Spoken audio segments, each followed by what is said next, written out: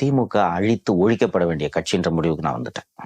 திராவிட முன்னேற்றக் கழகம் ஆட்சி கவிழப் போகிறது. நிச்சயமாக ஸ்பெயின் நாட்டிற்கு சென்ற முதல்வர் ஸ்டாலின் அவர்கள் வருவதற்கு முன்பாக தமிழகத்தில் திமுக ஆட்சி மண்ணை கவ்வும் என்றும் நாடாளுமன்ற தேர்தலில் மிகப்பெரிய ஒரு தோல்வியே திமுக தழுவும் என்றும் தற்பொழுது சவுக்கு சங்கர் அவர்கள் கூறியுள்ளார்.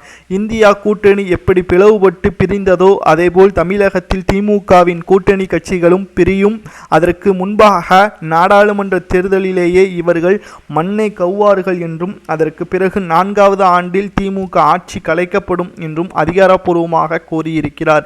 இவர் ஏற்கனவே செந்தில் பாலாஜி அவர்கள் கைது செய்யப்படுவார் என்றும் அமலாக்கத்துறை அதிகாரிகளால் கைது செய்யப்பட்டு ஜாமீன் வழங்க முடியாமல் சிறையிலேயே தான் தவிப்பார் என்றும் கூறியிருந்தார்.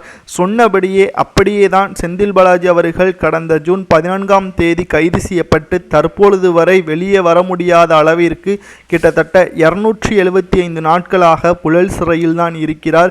இதே நிலைமைதான் தற்பொழுது திமுகவிற்கு வரும் 4வது ஆண்டில் திமுக ஆட்சியே கவிழும், கூட்டணிகள் பிளவுபடும்.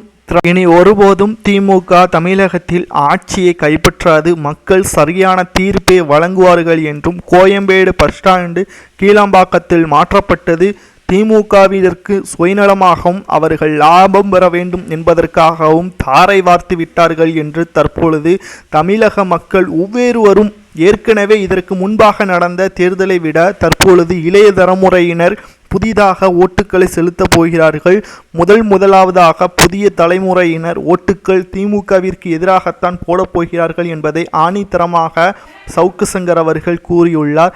ஆனால் 4வது ஆண்டில் நாடாளுமன்ற தேர்தல் முடிந்த பிறகு மிகப்பெரிய தோல்வியடைந்த பிறகு கூட்டணி விலக்கப்படும், மிகப்பெரிய தோல்வியை திமுக தழுவும் என்று சவுக்கு சங்கர் அவர்கள் கூறுவதை பற்றி உங்களது கருத்துக்களை கமெண்ட் வாயிலாக கூறுங்கள்.